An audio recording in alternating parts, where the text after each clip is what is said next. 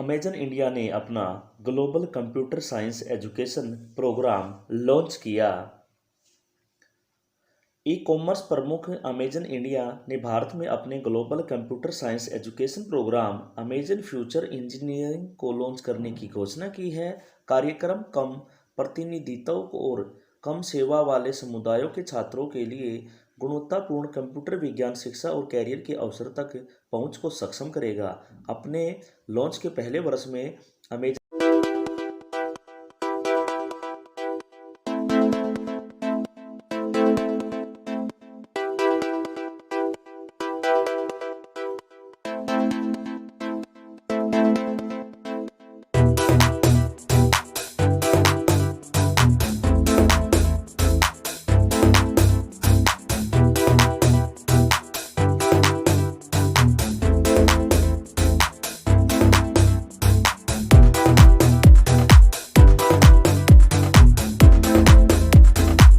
का लक्ष्य है भारत के 7 राज्यों में 900 सरकारी और सहायता प्राप्त स्कूलों के 1 लाख से अधिक छात्रों को सीखने के अवसर प्रदान करना है।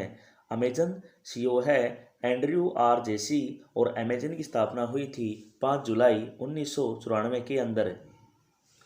भारत की महिला टीम ने खेला अपना पहला गुलाबी गेंद टेस्ट।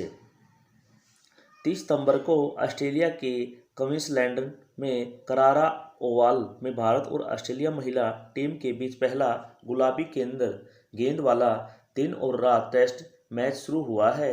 बीसीसीआई और क्रिकेट ऑस्ट्रेलिया आगे चलकर पूरी सीरीज में एक टेस्ट मैच खेलना चाहते हैं। भारतीय टीम का नेतृत्व मिताली राज कर रही है। ऑस्ट्रेलिया ने 2017 में सिडनी में महिला एशेज के दौरान इंग्लैंड के खिलाफ पहला गुलाबी गेंद टेस्ट खेला था। दोनों टीमों ने आखिरी बार 2006 में एडिलेड में एक टेस्ट से खेला था जब ऑस्ट्रेलिया ने जीत हासिल की थी। सिर्फ झूलन गोस्वामी और मिताली राज ही है जिन्होंने वो टेस्ट मैच खेला था। मैनी पैक्वो ने मुक्केबाजी से संन्यास की घोषणा की है। 26 साल और 72 पेशेवर मुकाबलों के बाद पूर्व विश्व चैंपियन मैनी पैक्वो ने पेशेवर मुक्केबाजी से संन्यास की घोषणा की है। उन्होंने 1995 में 16 साल की उम्र से पेशेवर शुरुआत की। वह 5 अलग अलग भार वर्गों में लाइनल चैंपियनशिप जीतने वाले पहले मुक्केबाज बने हैं और 4 अलग अलग दशकों में विश्व चैंपियनशिप रखने वाले एकमात्र मुक्केबाज हैं। उन्होंने हाल ही में 40 की उम्र में 2019 तक वेल्टर वेट खिताब अपने नाम किया है। सुनील कटारिया आईएसए के अध्यक्ष बने हैं। इंडियन सोसाइटी ऑफ एडवर्टाइजर्स की नवनिर्वाचित कार्यकारी परिषद ने सुनील कटारिया को मुख्य कार्यकारी अधिकारी भारत और SAARC Godrej consumer product limited को आईएसए के अध्यक्ष के रूप में चुना है। सुनील ने पिछले 5 वर्षों में साथी कार्यकारी परिषद के सदस्यों, आईएएस सदस्यों और अन्य उद्योग निकायों से समर्थन प्राप्त करने के लिए सोसाइटी का नेतृत्व किया है। विनोद अग्रवाल एएसडीसी के अध्यक्ष नियुक्त हुए हैं। ऑटोमोटिव स्किल डेवलपमेंट काउंसिल ने ऑटोमोबाइल उद्योग के दिग्गज विनोद अग्रवाल को अपना अध्यक्ष नियुक्त किया है। अग्रवाल जो वर्तमान में वी कमर्शियल व्हीकल लिमिटेड के प्रबंध निर्देशक और सीईओ है, निकुंज सांघी की जगह लेंगे जो 4 साल तक सेवा देने के बाद एसएसडीसी छोड़ देंगे। एएसडीसी की स्थापना 1 दशक पहले की गई थी और इसे केंद्र सरकार और राष्ट्रीय कौशल विकास निगम के शीर्ष उद्योग संघों द्वारा बढ़ावा दिया गया था। यह ऑटो उद्योग के लिए एक क्षेत्र कौशल परिषद है जिसका उद्देश्य ऑटोमोटिव उद्योग के विकास और प्रतिस्पर्धा को बनाए रखने के लिए देश को आत्मनिर्भर बनाना है। वोलो सोयिंका की नई पुस्तक प्रकाशित।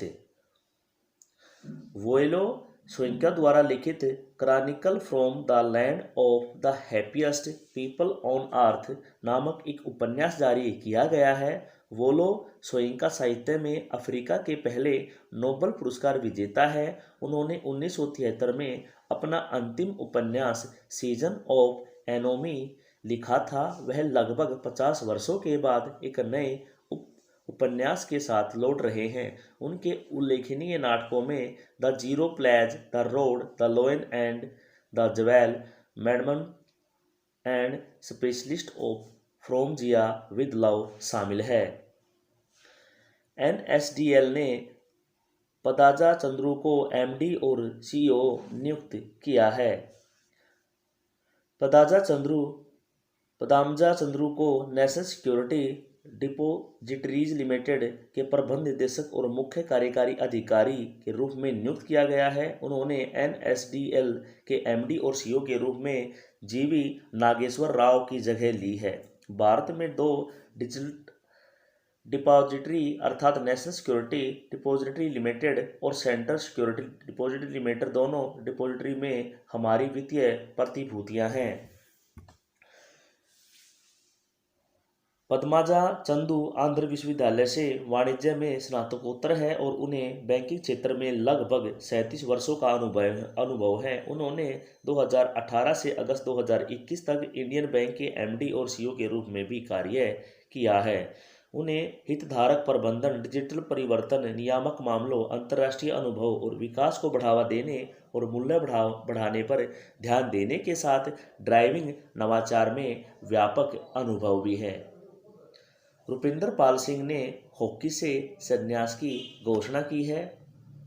ओलंपिक कांस्य पदक विजेता भारतीय हॉकी खिलाड़ी रुपिंदर पाल सिंह ने युवा और प्रतिभाशाली खिलाड़ियों के लिए रास्ता बनाने के लिए अंतर्राष्ट्रीय हॉकी से संन्यास की घोषणा की है। 30 वर्षीय रुपिंदर ने अपने 13 साल के कैरियर में 223 मैचों में भारतीय टीम का प्रतिनिधित्व किया है। रुपिंदर जुलाई-अगस्त 2021 में आयोजित 2020 ग्रीष्मकालीन टोक्यो ओलंपिक में कांस्य पदक जीतने वाले भारतीय टीम का हिस्सा थे। पीएम मोदी ने की 38वीं प्रगति बैठक की अध्यक्षता। प्रधानमंत्री नरेंद्र मोदी ने केंद्र और राज्य सरकार की कई परियोजनाओं, शिकायतों और कार्यक्रमों की समीक्षा के लिए 38वीं प्रगति बैठक की अध्यक्षता की। प्रगति का अर्थ proactive governance of timely implementation है। बैठक में करीब 50,000 करोड़ रुपए की कुल लागत वाली 8 परियोजनाओं की समीक्षा की गई। 297 परियोजनाओं की लागत 14.39 लाख करोड़ रुपए है, जिसकी पिछली 37 प्रगति बैठकों में समीक्षा की जा चुकी है। 1 अक्टूबर अंतर्राष्ट्रीय कॉफी दिवस के रूप में मनाया जाता है। कॉफी के उपयोग का जश्न मनाने और बढ़ावा देने के लिए हर साल 1 अक्टूबर को अंतर्राष्ट्रीय कॉफी दिवस मनाया जाता है। बहुत से लोग मानते हैं कि कॉफी उनके स्वास्थ्य पर बुरा प्रभाव डालती है, इसलिए इस दिन लोगों को इस पेय के विभिन्न लाभों के बारे में शिक्षित किया जाता है। अंतर्राष्ट्रीय कॉफी दिवस पर इन श्रमिकों और कॉफी उद्योग से जुड़े लोगों की कड़ी मेहनत और प्रयासों को भी पहचाना जाता है।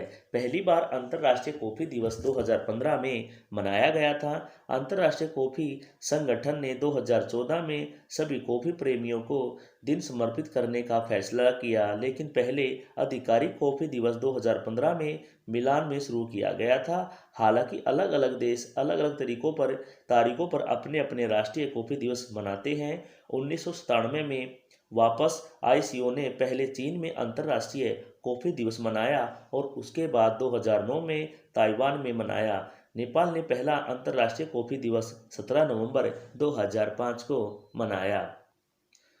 आईएफएससीए ने सतत वित्त पर एक विशेषज्ञ पैनल का गठन किया है। अंतर्राष्ट्रीय वित्तीय सेवा केंद्र प्राधिकरण में सस्टेनेबल फाइनेंस हब के विकास की दिशा में एक दृष्टिकोण की सिफारिश करने के लिए एक विशेषज्ञ समिति का गठन किया गया है।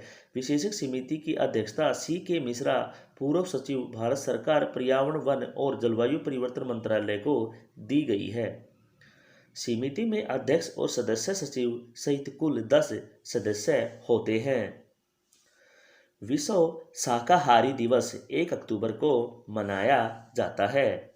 एक शाकाहारी जीवन शैली के नैतिक, पर्यावरण, स्वास्थ्य और मानवीय लाभों के बारे में जागरूकता बढ़ाने के लिए विश्व स्तर पर विश्व शाकाहारी दिवस प्रतिवर्ष 1 अक्टूबर को मनाया जाता है। विश्व शाकाहारी दिवस लोगों को पशु उत्पादों को छोड़ने के लिए प्रोत्साहित करने के लिए पर्यावरण संबंधी विचारों, पशु कल्याण और अधिकारों के मुद्दों और व्यक्तिगत स्वास्थ्य लाभों पर जोर देने के लिए मनाया जाता है। 1 से 7 अक्टूबर के बीच का पूर्व सप्ताह अंतर्राष्ट्रीय शाकाहारी सप्ताह के रूप में मनाया जाता है।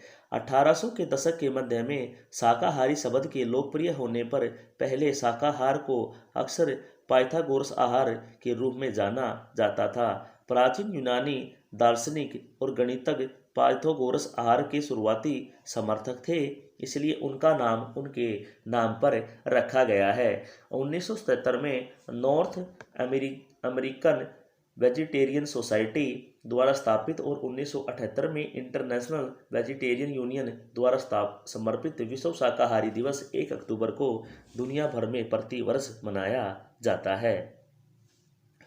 हुरन इंडिया रिच लिस्ट 2021 में मुकेश अंबानी सबसे ऊपर है।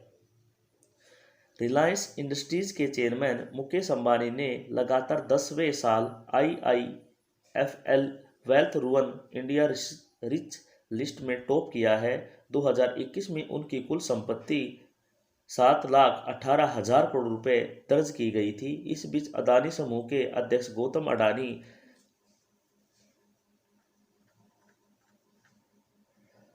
505,900 करोड़ रुपए की संपत्ति के साथ दूसरे स्थान पर हैं। शिव नादार और HCL प्रौद्योगिकी का परिवार 23,660 करोड़ रुपए की संपत्ति के साथ सूची में तीसरे स्थान पर है।